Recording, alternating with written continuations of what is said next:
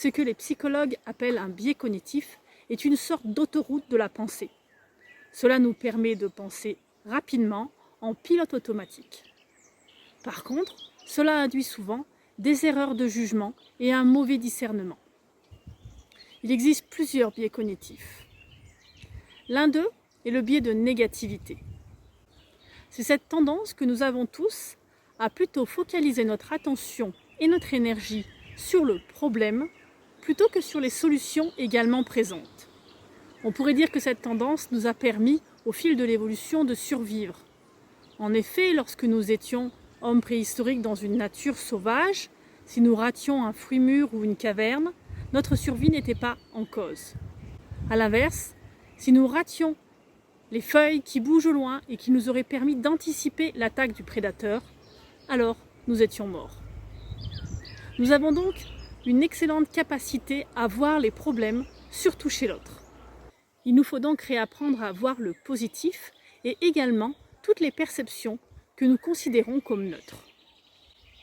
Une perception neutre, c'est quelque chose auquel on ne porte pas attention tant que l'on considère que c'est normal.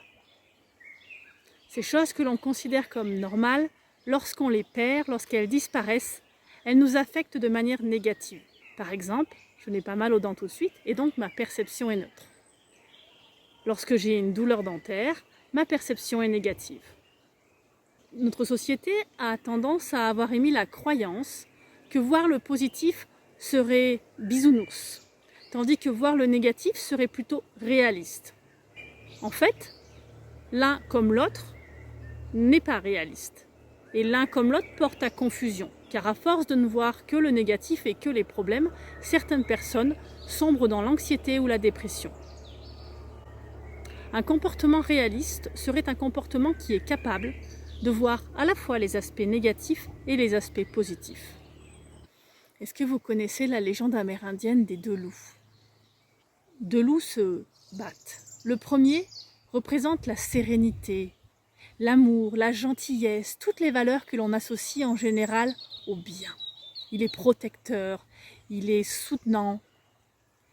Le second loup représente la peur, la méfiance, l'avidité.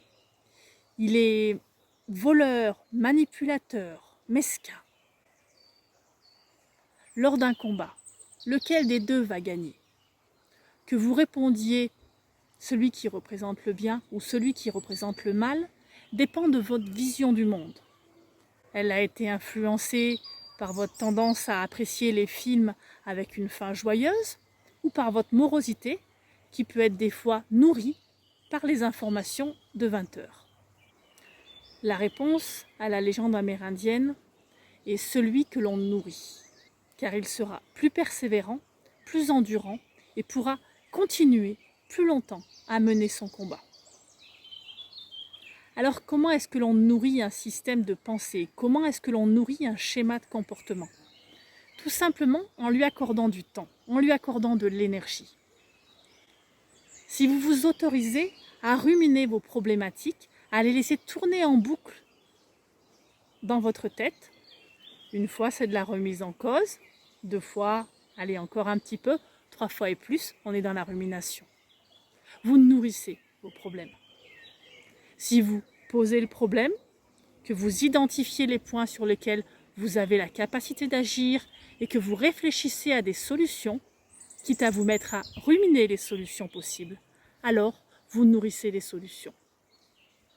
Il est important de devenir conscient de l'énergie mentale que l'on offre à nos systèmes de pensée, à nos systèmes de croyances. L'une des manières de cultiver cette hygiène mentale est d'évaluer et de faire grandir son plaisir, son entrain à mettre en œuvre les choses. Dans le vase de votre bien-être, il y a des choses qui vont remplir votre vase, qui vont nourrir votre bien-être, et à l'inverse, il y a des choses qui vont vider votre vase.